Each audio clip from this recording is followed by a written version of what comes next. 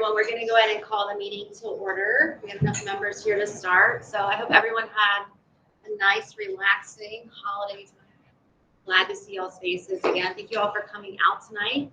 To start, we are going to open with public comment. And before we do that, I just want to read the policy on public comments just so everyone is on the same page. The board welcomes and encourages public comment. With the exception of confidential and personnel-related matters and issues pending and appeals to a local or state board, individuals may speak about matters relating to the school system. If individuals have specific concerns relating to the action of staff members, such concerns may be communicated to the superintendent, who will address the concern with the appropriate staff. Or if the concern is about the superintendent, an individual may share that concern with the board through written or private verbal communication. Public comment is not intended to be a question and answer platform of the board or the committee. Generally, the board will not respond to comments made.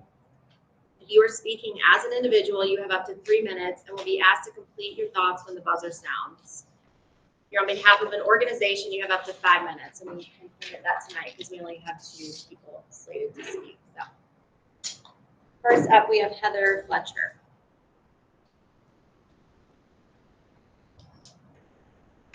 Hello. I have a couple comments tonight. Not a lot of time to prepare my speech, given the fact that this meeting was supposedly canceled last week, and then all of a sudden, a few days ago, it was rescheduled to the same day it was originally scheduled for. I'd really like some explanation on why that happened. Lots of people thought that this meeting was not going to happen today, and I think it's extremely deceptive and sneaky of FCPS to say a meeting's canceled and then say it's rescheduled, but it's actually rescheduled for the exact same day that it's canceled for. I'm going to start off with some math worksheets that a mom had received home for her daughter in 1st grade, and their assessments, their math assessments. By the way, I'm speaking on behalf of an organization, so I'd like 5 minutes. Our Voices for Freedom. One of the questions was, Alex is drawing a quick picture of the number 34. They draw the picture below. Why is their picture incorrect? Okay, so instead of saying he or she drew the picture below and why is their picture incorrect, there's been the use of a non-gender specific pronoun. Another one she received home was, Harper is putting the pencils in order from shortest to longest. They say the order is pencil C, pencil B, and pencil A. Why are they incorrect? Instead of he or she says the order is. So just as when the parents came originally and spoke up at the meeting after the new health curriculum had been passed, we were afraid that this type of information, and this is why we also thought that the state wanted to not allow an opt-out before 4th grade, because they wanted to put it in every subject, in every conversation that they possibly could. We were told at the beginning of the year, per a Find Out First, that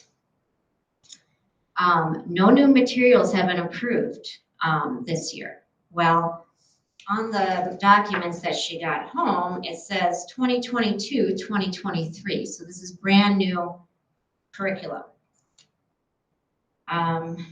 We were told that all the lessons that would be lessons and materials pertaining to the family life and human sexuality would be up for public review and feedback. Then it would come to you guys and go through the review, discussion, and approval process. This curriculum for Dr. Cuppett was, Board of Education was not involved in the making of these math assignments. These were created as part of our curriculum writing work. The math assignments were made by our curriculum writers, who are FCPS teachers. And that right there just says there's some issues here, because when you tell the public that nothing's going to be happening this year, And then when it does happen, it will be in the Family Life and Human Sexuality unit, and you can opt out of it. But then we find it in math in a year it's not even supposed to be being taught. And at first, the first time the parent called about the first assignment, she was told, oh, this was a mistake. You know, that wasn't supposed to be there. We're so sorry. The second time, we knew that it was obviously done on purpose. Dr. Cuppet told me that, oh, you know, Harper can be a girl or a boy name, so maybe the writer was just trying to, you know, unstigmatize that name. And I said to Dr. Cuppet, then why not in one math assignment say Harper is a he, and then in the next math assignment say Harper is a she? You don't have to go to unknown gender specific pronouns to make your point that Harper can be a girl or a boy name. So FCPS also said that FCPS and the Board of Education are committed to ongoing transparency and communication and welcoming the involvement of all stakeholders in the curriculum development process. Well, when this mom asked to see the rest of these math assignments for the rest of the year, she was told to fill out a PIA request. It doesn't seem open and transparent to me. Was that 5 minutes or 3? Okay. I'm just gonna leave you with one quote.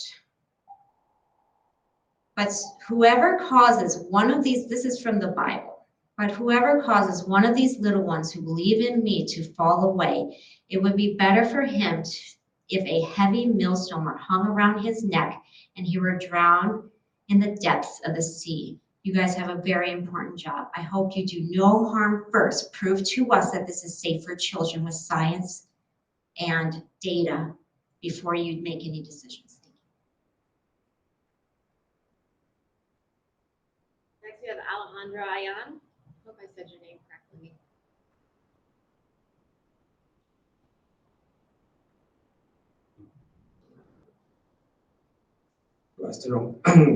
The motivation coming here today to the meeting, I did it like 2 months ago, 3 months ago, I don't remember exactly.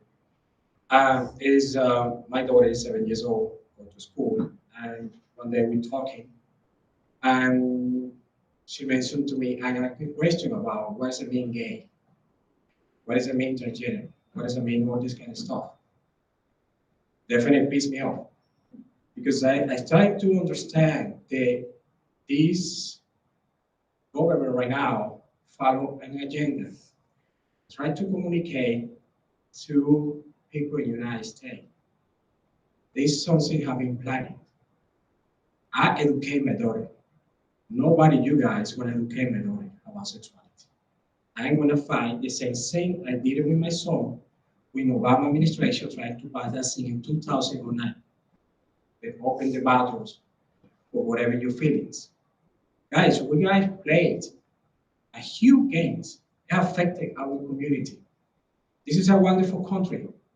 Don't destroy it because you guys believe that my daughter, one day she's gonna decide if she's a female or a male.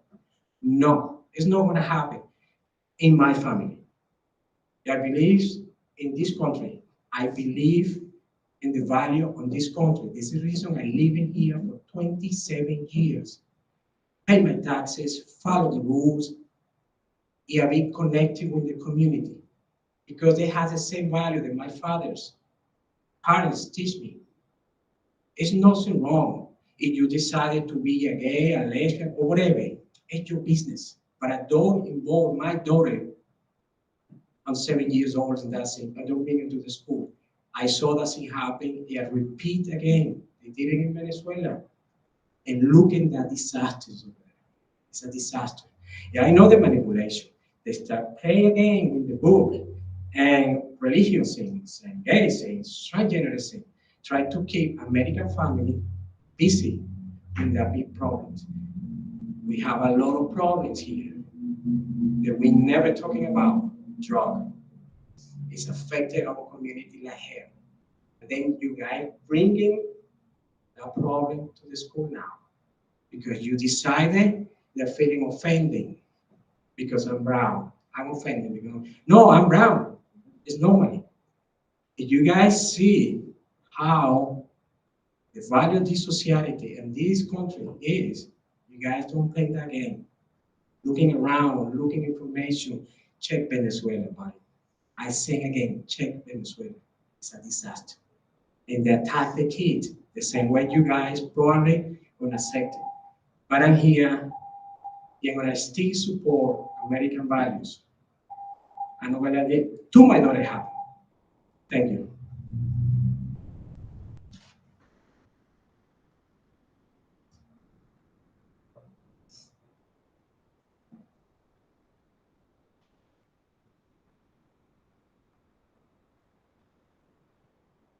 Next, we will introduce the members of the committee, and then we will approve the minutes from November 15th. So if you don't have a copy, they're on the table over there.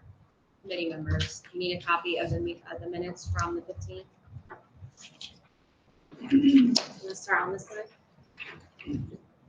Yeah, just name, theater area. Jennifer Forth for Governor Thomas Johnson High School theater. Daphne Church from the Brunswick High School theater. Rebecca Boyle, Health Department. Women at Cassandra High School theater. Callie Zanarini for the Linganore theater area. Brittany Hoffman for Middletown. Renee Nakana, I have a daughter at the Kemptown Elementary School. Susie White. I work for Brian Lee. Good afternoon, I'm Jamie Hitcher, I'm curriculum specialist for elementary health, physical education. I'm Jen Metcalf. I'm the community representative for Intimate Partner Violence. I'm here on behalf of Hartley House. I'm also a parent of 5 students in FCPS. Most of them are in the TJ theater. Brian Griffith, I'm the staff liaison, secondary health and physical education. I'm Ray Gallagher, I'm the Board of Ed liaison to the committee. I also have 2 children. Elementary school. Steve Locker, principal at New Market Elementary. I am Katie Giusti, I'm from the Urbana Theater Green. Robin Segal, I'm an RN and I'm representing the healthcare professional, and I have a grandchild.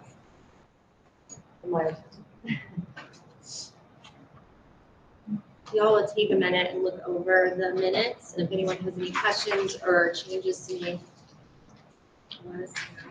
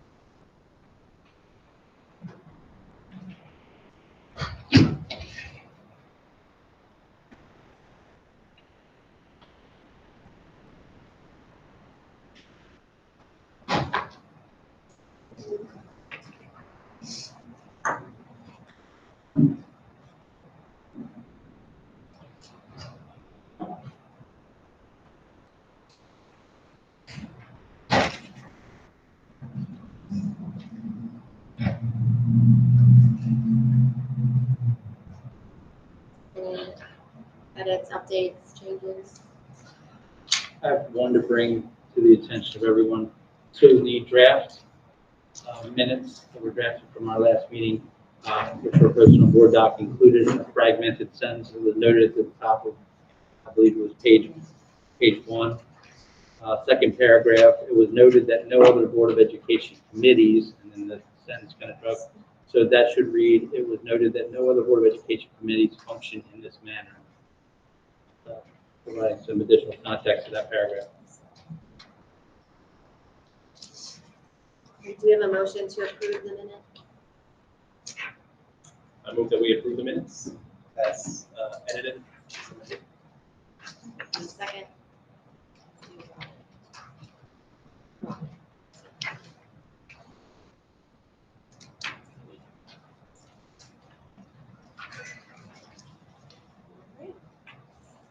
it over to Jamie. Thanks. Yeah, we should go. Oh, so sorry. Thank you, Betsy. Do we vote to approve the minutes? Everyone in favor of approving? Raise your hand.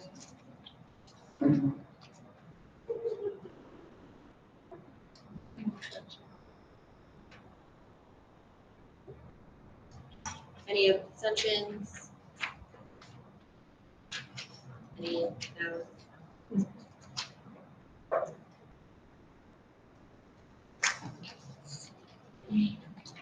Motion passes. So good afternoon, everyone. Again, thank you. Could you speak up, please? So thank you all very much for taking time out to come and attend. We're going to go through a presentation that we put together for you to provide updates to the committee. Obviously, as we've discussed in our previous two meetings, we have new members that have added come on board for this year. We've done a lot of kind of scope of work to hopefully give you orientation to the committee, the function, and how the function of the committee operates. And if you recall, last time we had a meeting, it was to discuss mostly about a response or a request to talk and discuss about how teachers are certified and become certified in the area of health education. So around that context, we explored the idea that elementary schools are typically not staffed with certified health educators, so that's the role of the training. So we're going to try to take the next step here this evening to talk about and bring you aware of other elements that are kind of unique to our elementary model for delivering of health instruction, and particularly by way of the Family Life Advisory or the Family Life Education Curriculum Standards. This will function from this way. There we go. Okay, so a little bit of background, a little bit of context. It's important that we provide these considerations. So our Board of Education has passed FCPS's Policy 443, creating a welcoming and affirming schools for transgender and gender nonconforming students.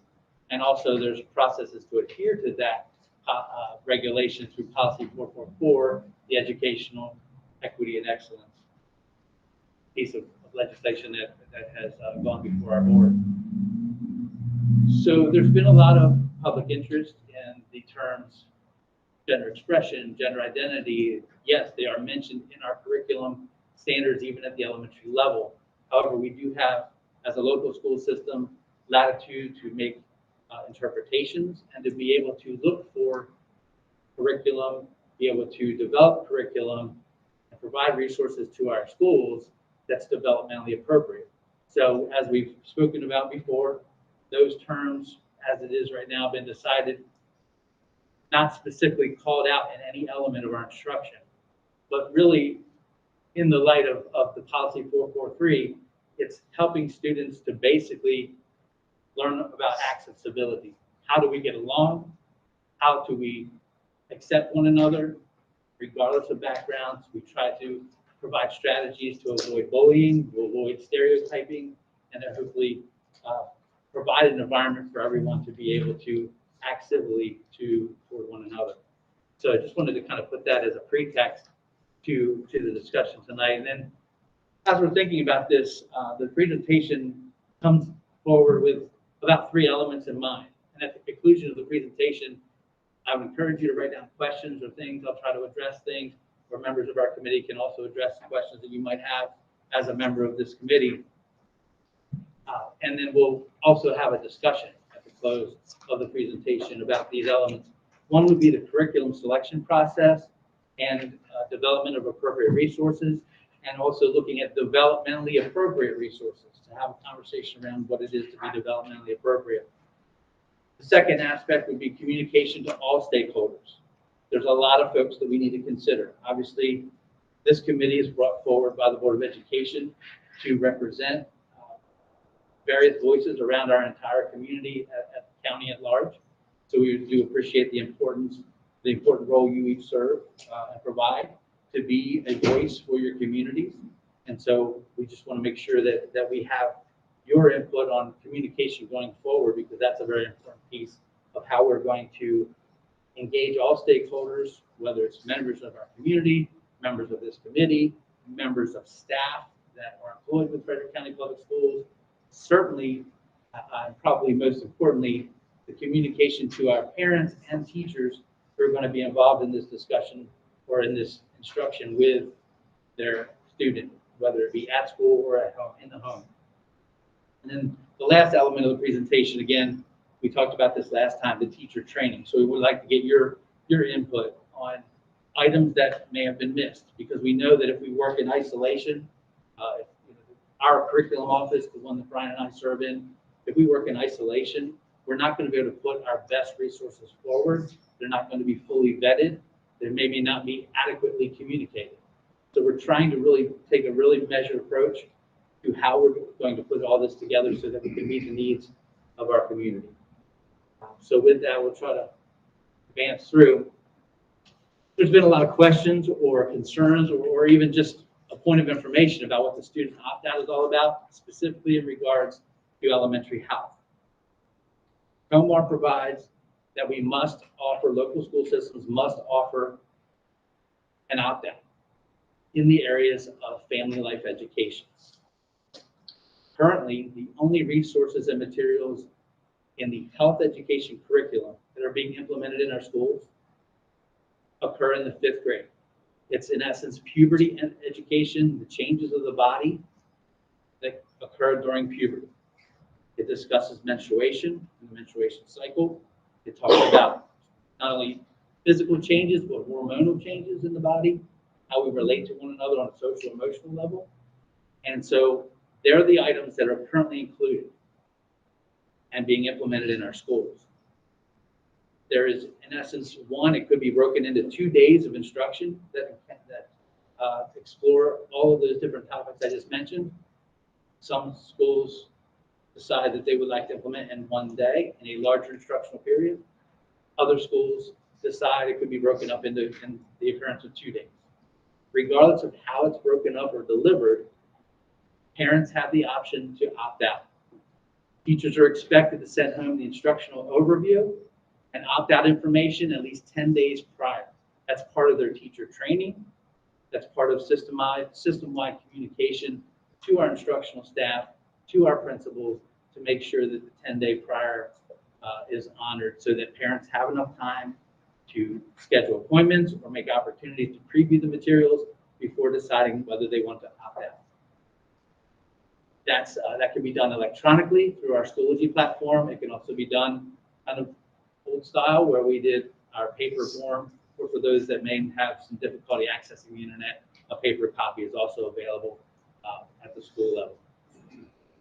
Parents and guardians indicate to wish the opt-out by a digital paper form. I think that kind of goes without saying, but wanted to mention that is really the only thing right now in our school systems where parents are having the opportunity to opt out. And it's still under the old curriculum standards, the discussions that have taken place about gender identity, gender conformity, gender identity, all of those items are not on the table right now because materials still need to be developed. Materials still need a lot of vetting, a lot of going through our approval process. Again, by way of COMAR, schools are required to offer an opportunity for parents to preview the materials prior to deciding whether they want to exercise their opt-out options. That request for the opportunity can occur in multiple ways. They're listed here on the screen. One is a school-based appointment with what I would recommend the teacher that's going to deliver the instruction. Sometimes that comes by way of the school counselor or the general ed classroom teacher, or in fact, the physical education teacher. The second one, materials can be viewed during an appointment with myself, the curriculum specialist. We can make an appointment to meet either at the school location, where I'm happy to come out to the school if there's a need of a request, or members of the community can come down to the central office building and we can go through the materials and be open to answer questions.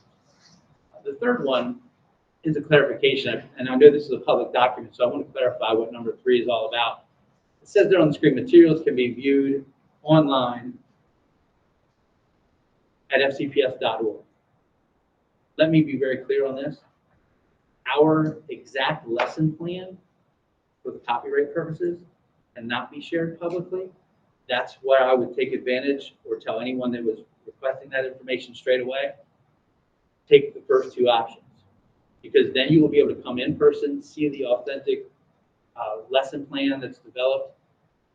Because of the nature of the copywritten pieces, we have had instances, I'm proud to share this, but we have had instances where we have members of our community who are employed by other school systems who then basically have taken some of our materials and moved them into another school system and maybe not perhaps vetted it properly or going through other means.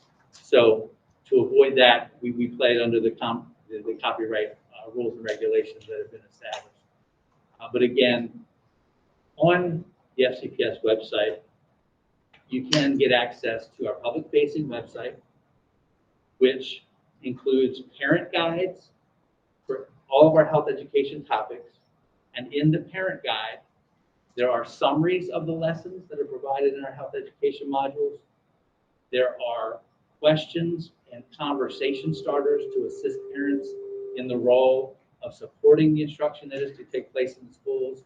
So those parent guides are available online, and the lesson summaries, the main big picture of what is covered, rather thorough, but it's not the exact same lesson plan. Our lesson plans are scripted, so anybody that would wish to see them, again, take advantage of option 1 or option 2 up there on the screen and make an appointment to be able to see those.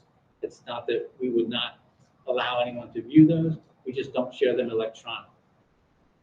Hopefully there's no question about that. Let's talk now about the curriculum writing process, and a little bit later, this is where hopefully we can put our minds together and collaborate a little bit on the actual writing and development process. So our certificated instructional staff are selected to write this. Writing usually takes place in the summer months. During COVID times, we actually had opportunities to write during the year, throughout the year, but typically it's through the summer months. Instructional resources could include books, videos, digital media. Oftentimes when this committee comes together, Brian and or myself, we usually have folks look at either pamphlets, brochures, or videos that help to supplement the instruction. They aren't the instruction. They help supplement or make the instruction a little bit more rigorous or a little bit more rich. So they're kind of the pieces that are going to be important to identify as we kind of work through the developmental appropriateness of those that are already available versus those that we still need to develop and typically develop in-house here with our own certificated staff. Then from that point, once those resources are identified and go through the approval processes, then they would be included in a unit or a lesson plan that's developed. My intention would be, again, to bring this back to our committee to see the context of how the material this group would recommend would fit into the full scope of the lesson, which then again would be made public so that our public could also review and provide comment and feedback. So that is kind of the process for moving forward. Then once we have a resource that has been developed and vetted and approved and ready for implementation and significant time is given for public feedback, then I have to, or our department, our office has to be responsible for what to include in the training materials. We have teachers that have stated to me, I'm not comfortable teaching this. This isn't what my training was like in college or my teacher preparation program. They're expressing their needs and their desires to be trained so that they can feel very comfortable in teaching some subjects that are otherwise maybe not so familiar with them on a depth of knowledge scale. It's very deep. And then also too, they want to make sure that they are providing the best available, either scientifically based or research-based information that is available to share with our students. Just more on by way of an update, we talked about process there. An update, we continue to seek guidance by the Maryland State Department of Education. Just so that you're aware, the content specialist at the State Department, that position is vacant right now. That position has been vacant almost a year 11 months now, going on 11 months where the position's been vacant.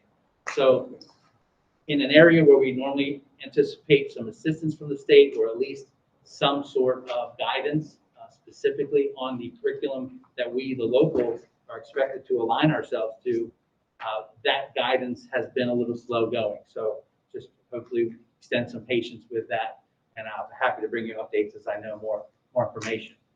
The extended offer to work collaboratively with other school districts. Brian and I hopefully have done a quality job at networking with our professionals and our colleagues in other school systems. Right now, those efforts are ongoing.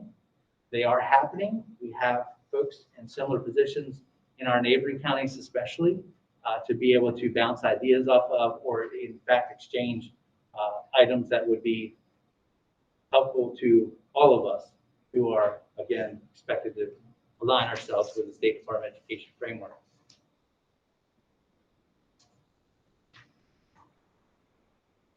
Back, it was last spring, a crosswalk of instructional materials was basically identified in terms of taking our curriculum standards, which are currently being implemented in our schools now, last approved in 2014.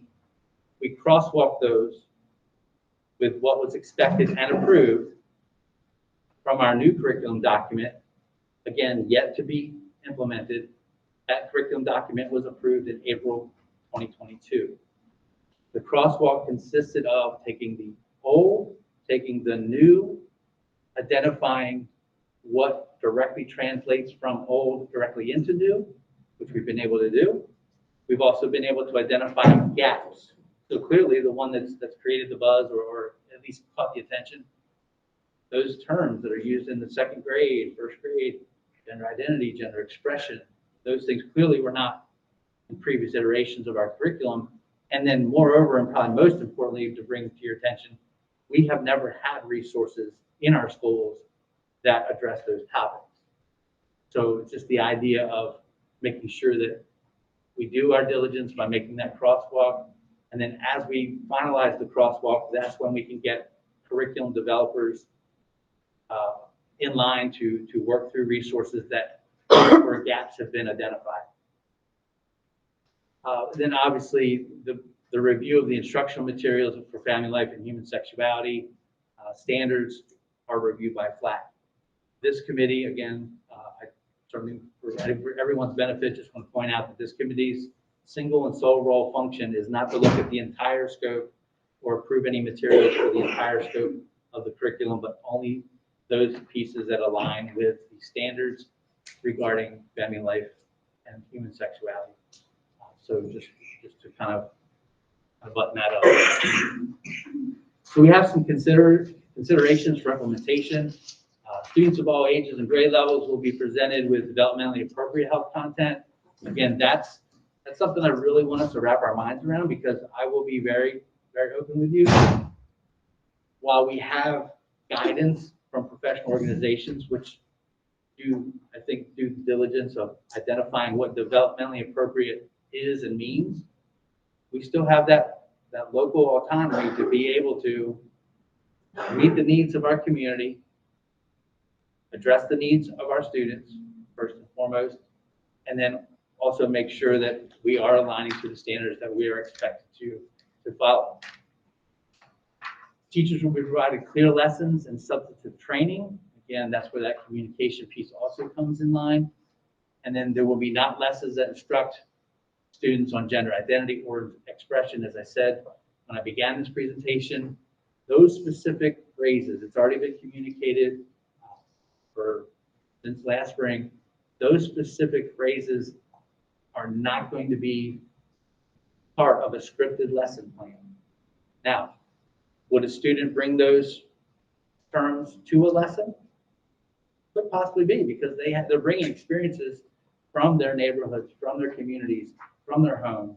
And so we again then need to be able to be responsive to their inquiries and what they want to learn or what they wish to learn about that.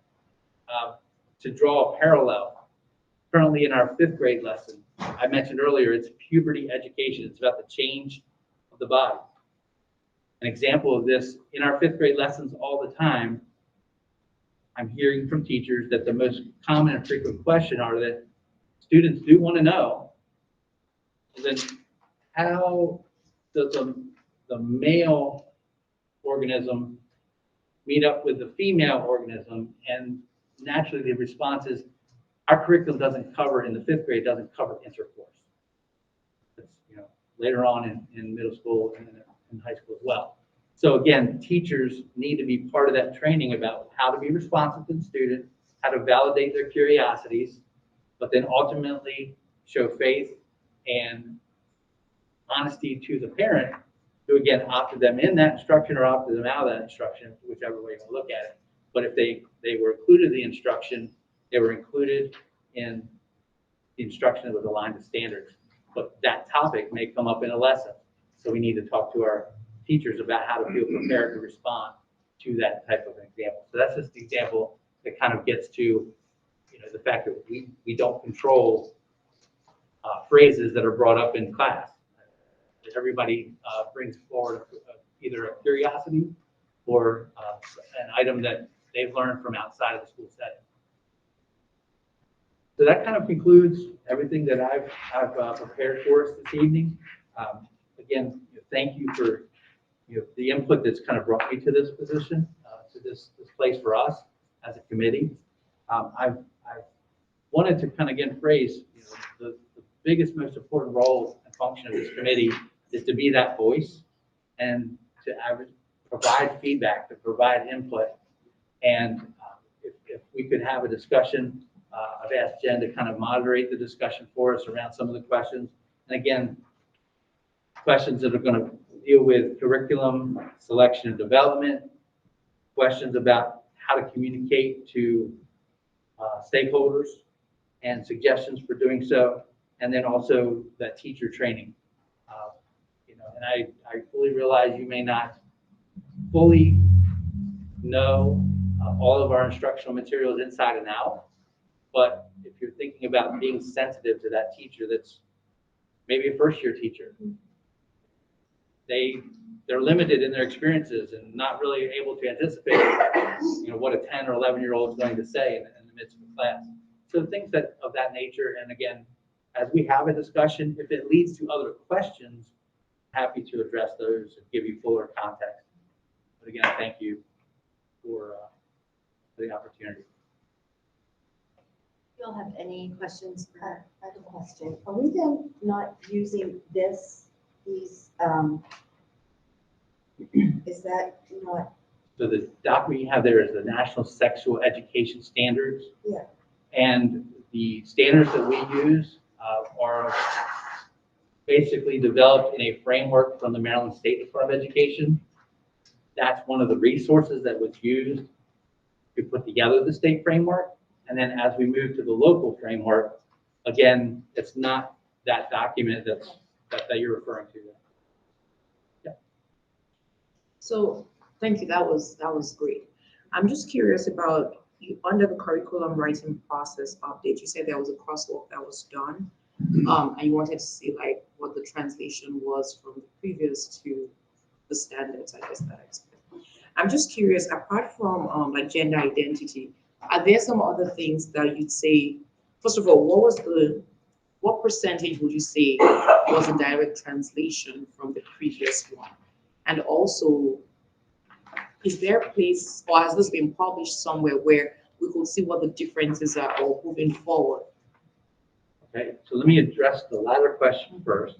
I'm happy to share a document that shows the crosswalk. With that, I'll talk to my director. Scott Murphy was in the room somewhere. Oh, talk to my director about maybe even presenting a screencast, because sometimes when you just kind of give a raw document without a lot of explanation, it would be maybe a little bit more difficult to unpack that. But screencast that we can obviously share with the community and everyone else. So yes, the answer is yes, we can share the crosswalk document with you. The second piece of that speaks to,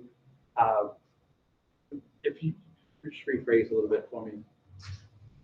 So, What percentage? well, You said what you may not be percentage? able to give me a number, I think what I really would like to see, or for the committee to see, would be the, what was in the old curriculum, what's it going to be moving forward, so that that way it would help with assessing things. I think maybe that could be an agenda item for the next meeting or something. Okay, thank you for that suggestion. The very important piece, a very good question, a very important piece that probably in a fuller context. As we look at the old standards or the standards that are currently in our schools, currently being implemented in our schools now, it's very full and expansive and content driven. There's a lot there. And that document is available on our public website. Parents and community members can go and look at the curriculum framework from 2014. I can't give you an exact percentage, but it's very content driven. The most significant thing to bring to everyone's attention is that as we translate it to the recently approved standards, there's been a significant shift from totally content driven to content and skills. So we talk about skills, intercommunication, advocacy, finding valid and reliable information, kind of that type of exercise. So we're not only teaching content, but maybe not so deep, but still wide. We're teaching the skills to students on how to internalize the information and apply it, how to use it in everyday living. And again, that's not just for family life education, that's the entire stretch of the elementary health curriculum framework. So as you look, like it's completely an apples to oranges. I think everybody will see that right away. But not a complete overhaul of what was previously there. So example, family life education previously may have had, just a random number, 12 indicators from K to 12, or K to 5, excuse me. And now that has been significantly shrunken into 2 to 5 per grade level. So it's very much being consolidated. And some of that, I think, realistically has to deal with how much instructional time is devoted in our schools to this material. Okay. Does that help? Yes, thank you. Yeah, so you talked about the opt-outs and the 10-day, minimum 10-day for opting out, and it can be done digitally or in paper. So do you keep track of the statistics on how many parents are opting out and maybe the reasons for opting out, if any, or that kind of data? Okay, excellent question again. So by state mandate, our local school system is required to keep data on opt-out. However, when we report that data, it's reported as anonymous. So for instance, here is our student enrollment at XYZ school.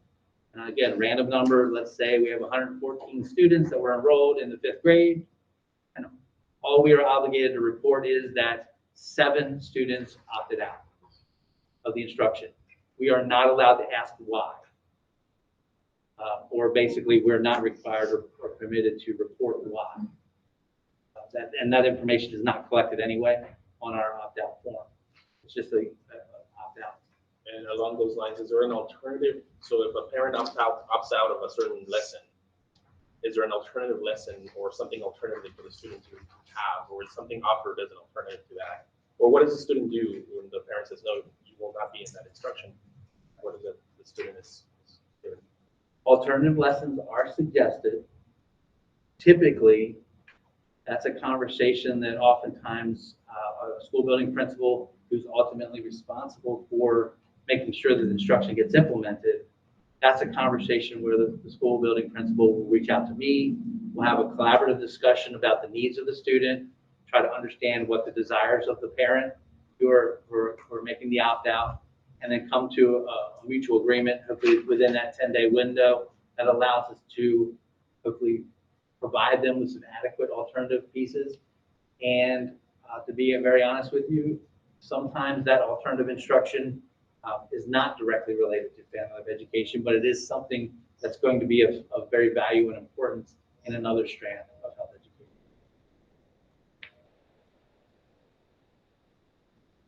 Other clarifications or notes on that for me? So just to get some questions from you all, just to see what you might have Are you all, is anyone aware of any national organizations that might provide resources for elementary school age students? Anything that y'all seen other places or? So the American Academy of Pediatrics is always a good resource. Anything published through them or by their members or in association with them, evidence-based, sometimes experience-based as well. And these are things too, if y'all think of them or see them after like today, absolutely, just send an email to Jamie. Because I'm just having it like in mind. Sometimes you start to see things you weren't paying attention to before. Or any research-based resources you know of. And you might want to look at Medline Plus, which is a product of the National Library of Medicine. Those are information resources on health for the consumer that have been vetted by professional librarians. So it might be worth looking to see what their sources are. Sorry, could you repeat Midline Plus? Medline Plus is the name of the website, but it's a product of the National Library of Medicine.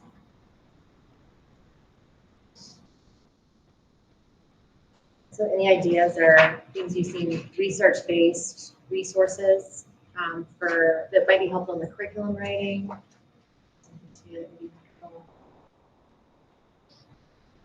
And something else, we kind of touched on this before, but as we're thinking through this, the other piece of this, in addition to teacher support, is parent and caregiver support.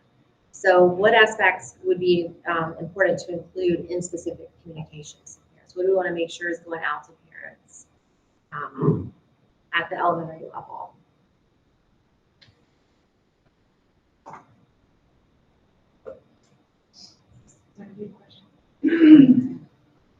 Just, and I don't know that we've gotten this depth of understanding with this piece, but in the, prior to the opt-out form, there is a letter that goes home that cites the different curriculum indicators that are going to be included in the instruction. Parents are given reference to the public website, public-facing website that we have with those parent guides that I referenced earlier. So curriculum indicators are given out. I'm just trying to give you an idea of what is already given out. But if there's something in addition to that that we can use to be helpful with, that's taking suggestions. Is that a sign and return form? Because sometimes those papers don't make it home. They usually get both, right? They usually get email and paper.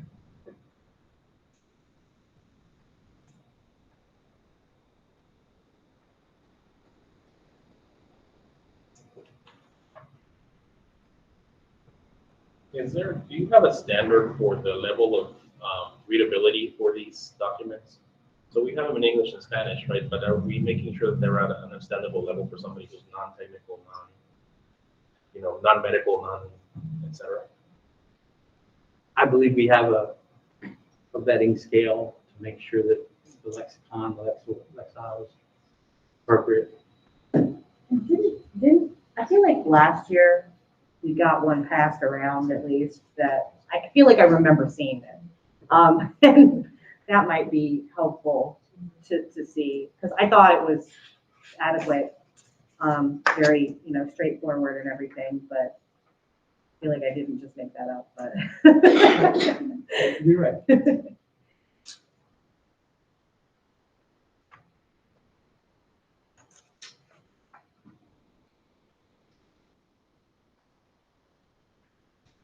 Can I ask a clarifying question? You had said at the beginning of the meeting something about the existing curriculum is now in development or being revised, and it has approvals and vetting happening. Can you say a little bit more about is that an annual affair? Is it every 3 years? Where are we in that process, and how is this committee going to be engaged in that process? Or was that our predecessor year? Each year, our curriculum department, not just health education, but each year we're asked to review our curriculum standards, our framework, any type of correspondence or directives from Maryland State Department of Education. We're responsible for relaying those here locally, and just write down the time frame of the year, anything that we have moving forward with adding new courses, adding new curriculum frameworks. Those pieces are done on an annual basis. Opportunities to put forward new curriculum are done on an annual basis. And then also, I think, in light of the idea that a new framework was passed by the state of Maryland, and then subsequently passed by the local Board of Education, those processes intensified because we knew we had to conform with some sort of alignment in some fashion. So again, the short answer is yes, annually.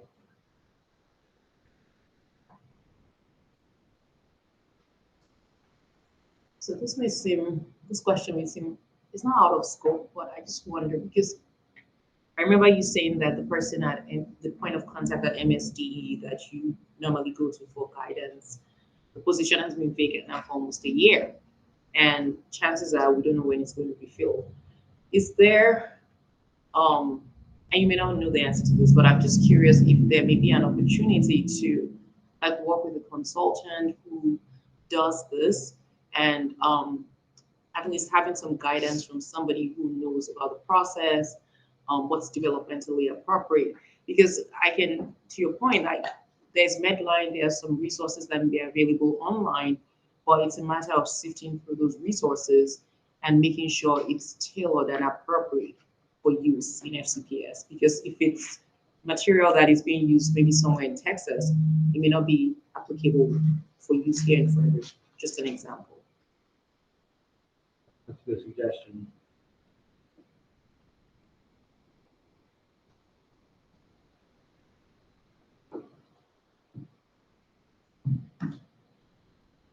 And I think just a reminder, like this committee doesn't create the curriculum. We help review materials that go along with the curriculum. So just that reminder. Are there things that we could do to help support teachers? Because I know sometimes the materials that we do adopt here then goes to teachers. Are there things that we want to make sure we're putting in place so that teachers know how to use the materials, that they feel equipped? Like Jamie said, sometimes questions come up. Maybe if we can help anticipate what some of those questions might be based on the supplemental materials and things of that nature. So are there any ideas y'all have on that? How to support teachers in that way?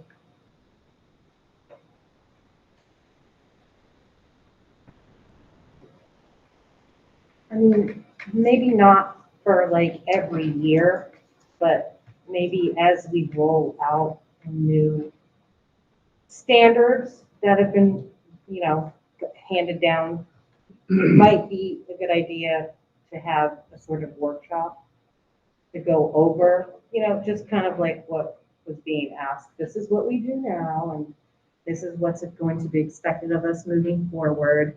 We want to, keep it within the bounds. And I know that's an ask, right? A whole workshop, but I mean, and that's why I don't necessarily think it would need to be done every year unless teachers continue to maybe request it or something. But I feel like if there's going to be a big enough change or a change just in the implementation, not necessarily the content, then that might be helpful. But yeah, I know that's a lot. Do you gather feedback right now from teachers? And if you do, how is that done? So right now, and maybe kind of piggyback both of these questions or comments. Currently, right now, our training modules are done all fully online and self-paced. There have been a few but rare opportunities that the principal has requested that I come out in person to walk them through kind of an intensified training because teachers have limited professional time for these topics. So with regard to, just understanding the online option is really the only option right now for our teacher training modules, except for maybe a very few circumstances that warrant an in-person training. But to your question, we look at offering feedback as they conclude the modules. And I put this in my notes, and I'm glad you brought it up. Currently, the feedback is squarely focused on the quality of the training, But probably, and, you know, see some head shaking and some nodding here. So probably what I feel would be most valuable is the opportunity to gather feedback from those that have completed the training, but then have now implemented the instruction to see what they're seeing in their classroom. And many times that happens kind of organically and anecdotally based on circumstances or things like that. Also bear in mind, I think I made this point in a previous meeting, I'm basically responsible for providing the trainings for well over 500 of our staff to be able to have that opportunity with 500 folks. So, and those people that have been assigned to teach this at our building. So it is difficult to have a mechanism that's going to collect feedback, but I think if Google Form, things like that, and I'm maybe from a different cloth of I would learn probably much more by having a conversation more on a personal level than reading a survey. And in many cases, our teachers say, oh, I don't want to fill out yet again one more survey. So it's yeah, no, I think like a facilitated discussion with the teachers, kind of a focus group. It doesn't have to be all of them. It can be a random sampling of them, conducted by a third party, so that they feel that freedom to be able to speak their mind about what they think about the content, their implementation, without any feel of fear of saying the wrong thing to the wrong person, and getting that feedback and kind of tailoring then the training and the content or the delivery of the content based on that information.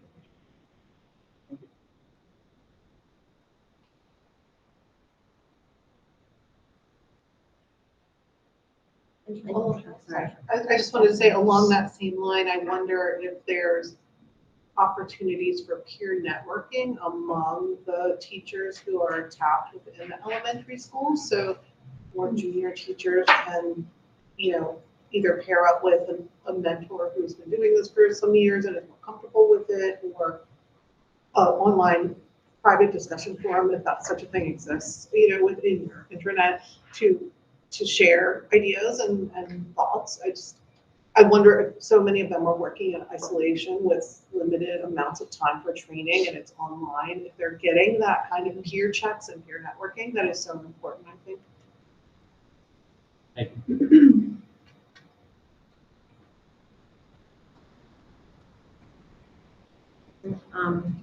Brian has had my group out before to do training for teachers. I think sometimes having outside resources is also nice. People who can come in and train on specific things. So like we do the One Love curriculums. We were able to come and just offer support for how teachers might implement that and talk to students and what issues might come up. So I think that's always good too. Is people who are in the community doing that work in other spaces. Yeah, if this is something that was done virtually and you had the ability to be live and ask questions, then that could be recorded and watched out there, like for people who couldn't participate at that time.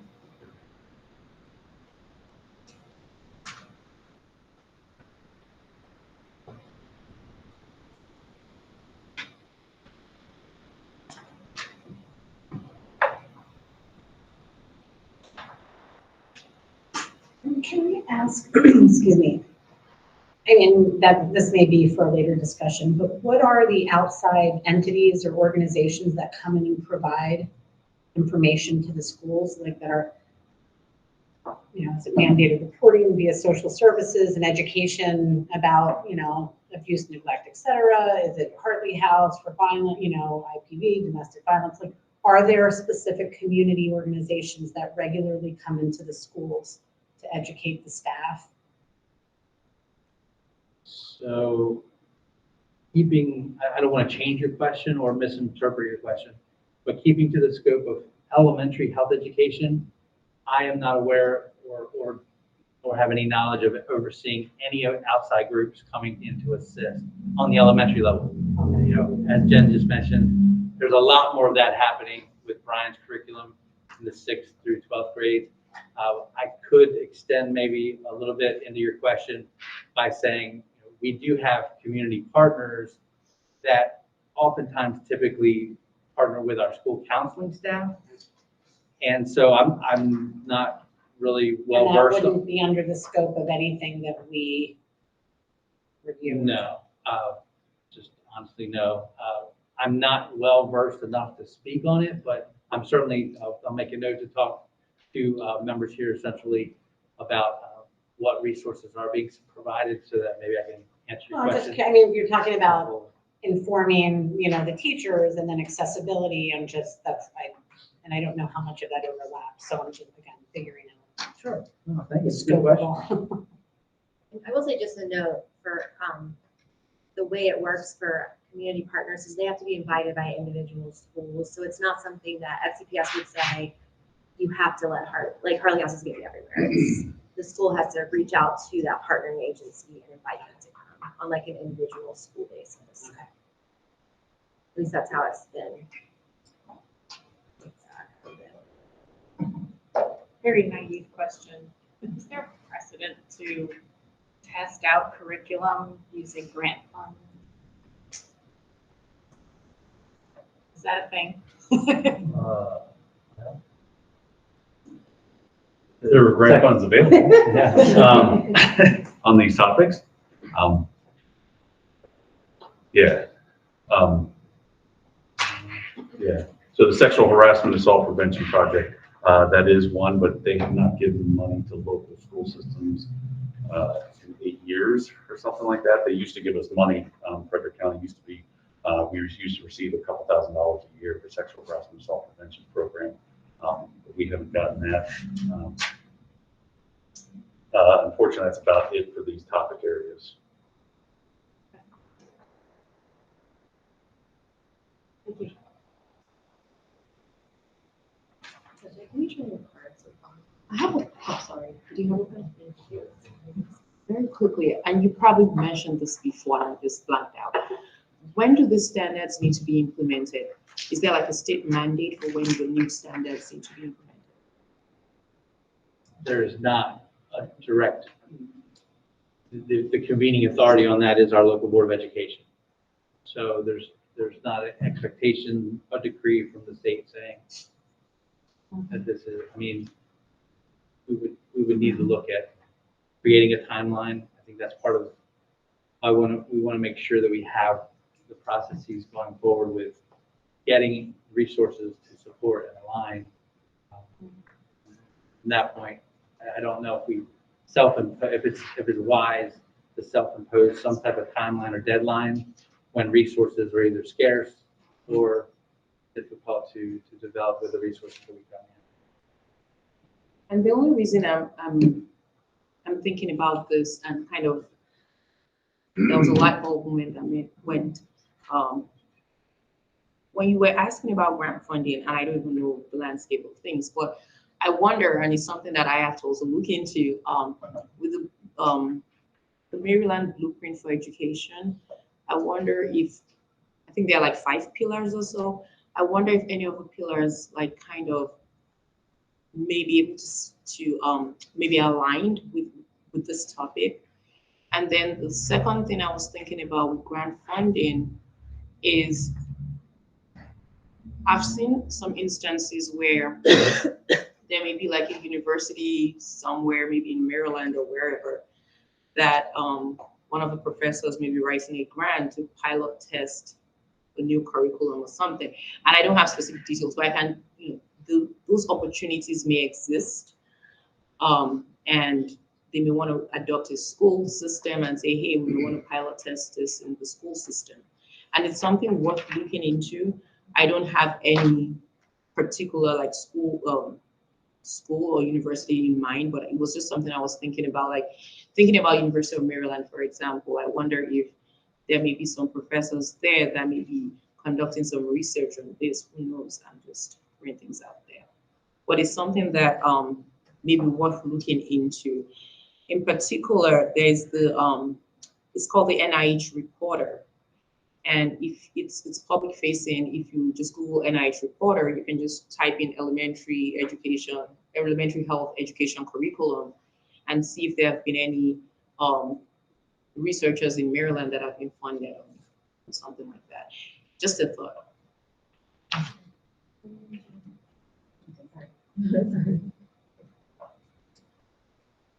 So according to COMAR, the next certification from MSDE is September of 2025.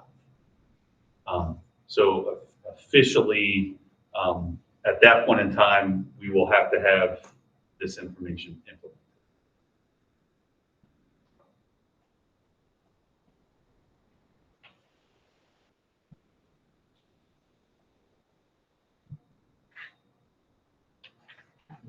Great suggestions. Yeah, those are really good.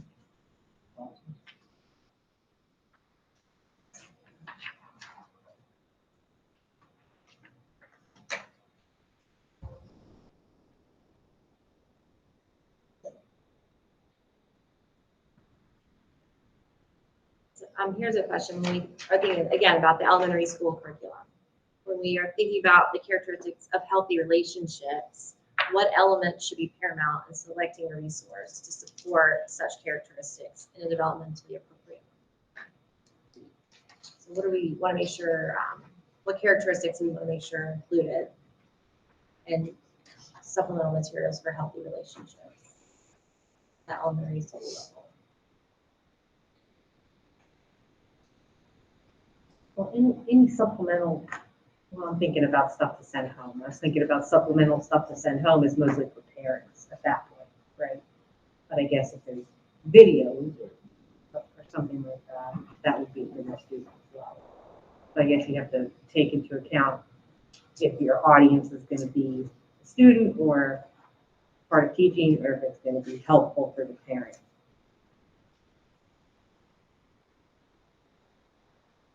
I know a thing that keeps coming up with both my kids and kids that I'm working with as far as healthy relationships, it's just that reminder that it's any relationship. This isn't romantic.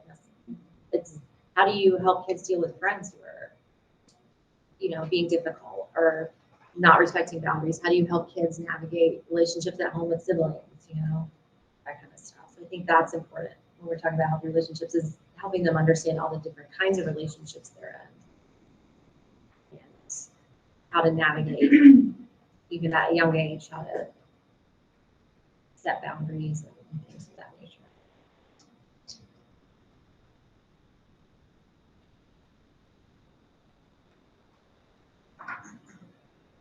About the diversity of the materials.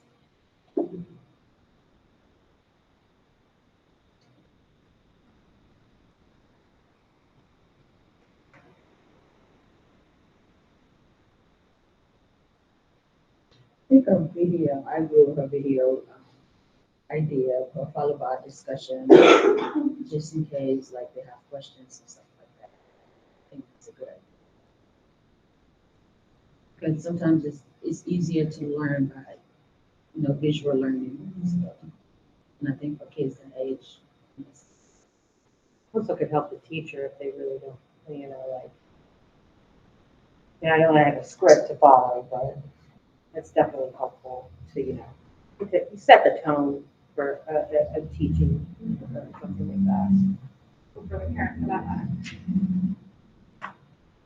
So I was recently at a talk by one of the former presidents of the American Academy of Pediatrics, and she was talking, and this was more about the 0 to 5 set, but she was talking about how there is more and more science behind the idea that really strong relationships are a biological necessity for early child development and brain development specifically.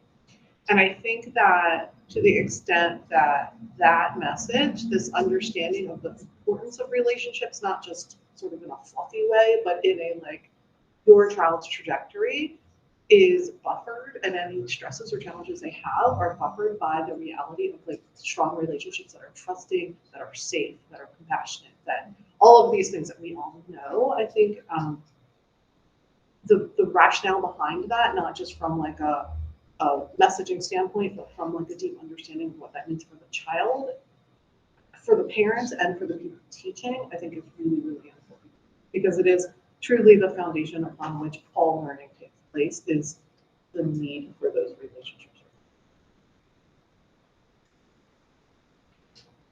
Did you say that was a video? No, it was a talk I went to, but I can get you some information. What I've seen, supplemental, I can't remember what organization posted it, but they had early childhood, naming the people. One of their activities was naming those individuals in your life. It was like a take home. Work with your parent, you know, who in your life do you feel comfortable speaking with? Kind of like forcing them to think about that.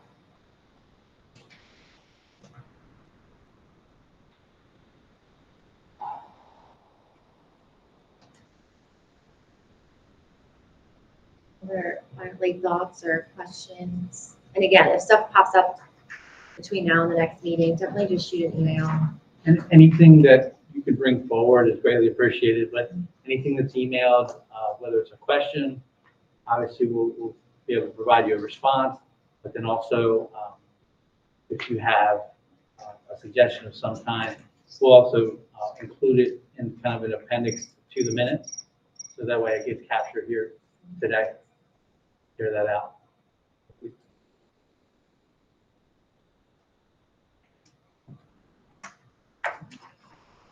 Can I ask one question just about this document? Okay.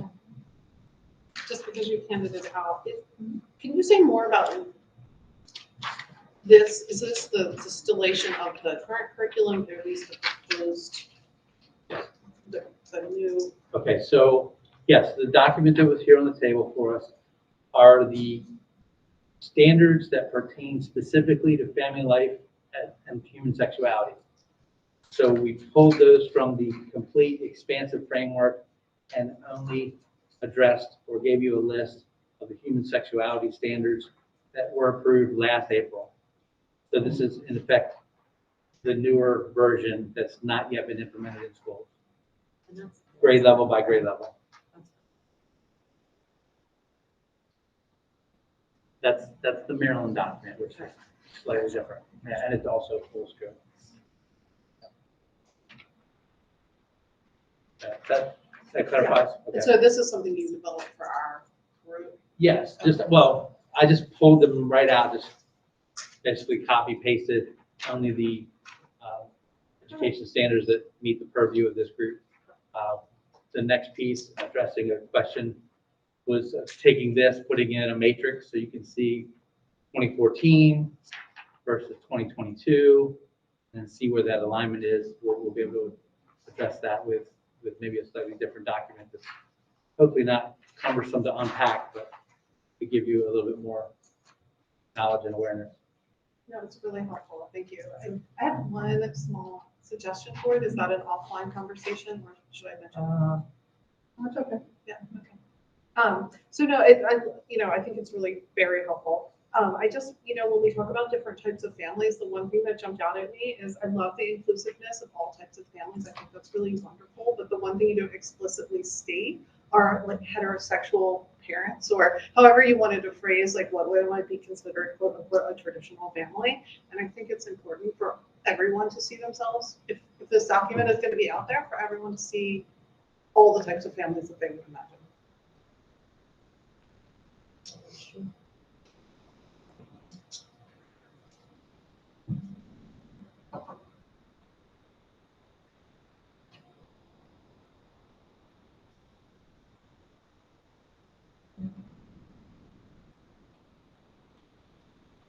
I just, are we at the point for, future agenda items? Yes, let's go ahead and do that, yeah. Is that okay? Mike? Yeah, go So, it's a little uncomfortable, but last meeting, it was very briefly brought up about childhood pornography. And I really feel that that is a subject that needs to be addressed more. After I left here, I had 2 other instances where it came up and I was like, okay, somebody wants me to read something about this. So I started doing some research and I got a book on neuroplasticity of a child's brain. And it was, the more I read, the more distressed I got, because you can't stop what you're not aware of. And I was not aware of the intensity and how prevalent it really is. I had no idea. And the more I read, the more shocked I came. But, we're all kind of familiar with the ACEs, the adverse childhood experiences. And pornography is like ACEs on uber steroids.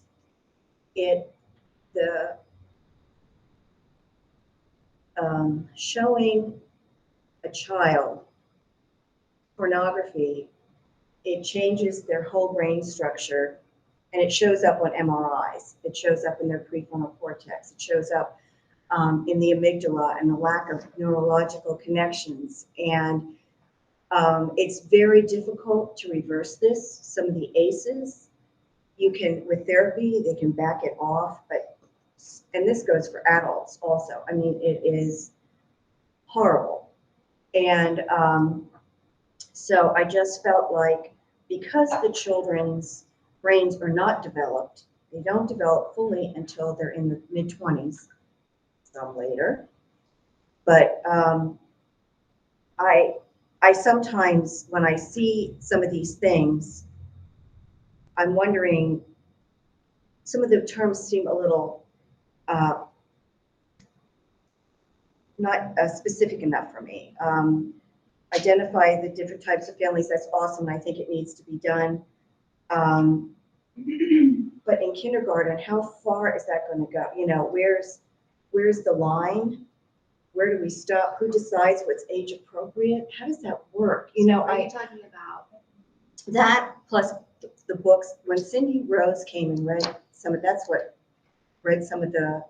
things that are available for the kids to read now, that made me uncomfortable. And then when I found this and I went online and started looking through some of the pages and what was actually in the books themselves, I'm just concerned that there's such a fine line and such a slippery slope. I feel like you're talking about two different things. It kind of is two different things. I'm shifting because it's like, You're talking about where do we? That children are like in the schools? There are some books that are in the schools that are really not appropriate. I don't think this is the forum I for don't this. think so. No, it's not. And I think like when we are talking So then what are about, we talking about? so I thought this is what we were supposed to do to.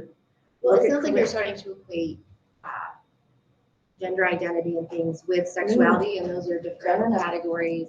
No. She did say future, you did say for future. For future agenda. agendas, I think right? we Yes. did, but, Yeah, that's what she's saying. because I do think we have talked about educating parents on dangers of explicit material and things their kids might be seeing online and on like apps and things like that.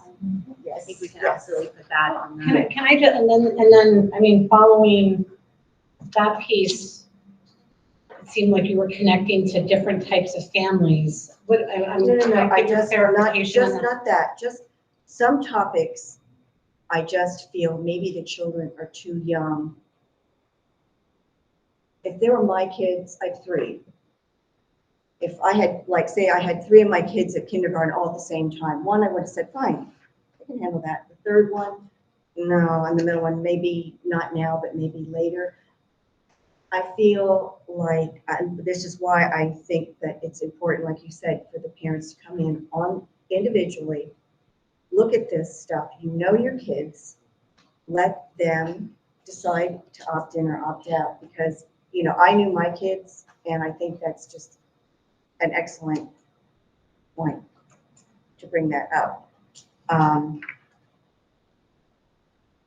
But the other point for the pornography piece was about, also, you talked about instruction for parents, and how are you going to, how does that get presented, and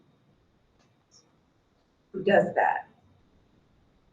Well, I mean, we've had someone from the state's attorney's office present that before, but again, it's like individual schools have to do those invitations, and then you're opening up, and parents who want to come, and that's really all you can do in that situation. Any other things for future agenda items that people want to add?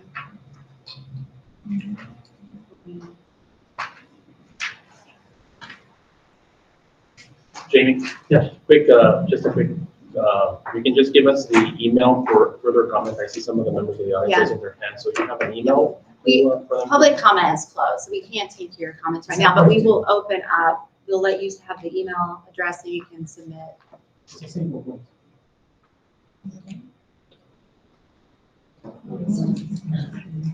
No, I'm good. Yes. Good. You can submit that through the email address. If you have a question, you can submit that through the email address. How do we know what his question was and what your answer to his question was? We've closed public comment. How do we know what his question was and what your answer to his question was? I don't receive the questions. I would like So you want- make a suggestion like that. Public Sorry, participation is public closed. Public comment is closed. Well, we should have. Madam Chair, I move that we adjourn. I second. All right, this meeting is adjourned. Thank you all. We'll send out the minutes and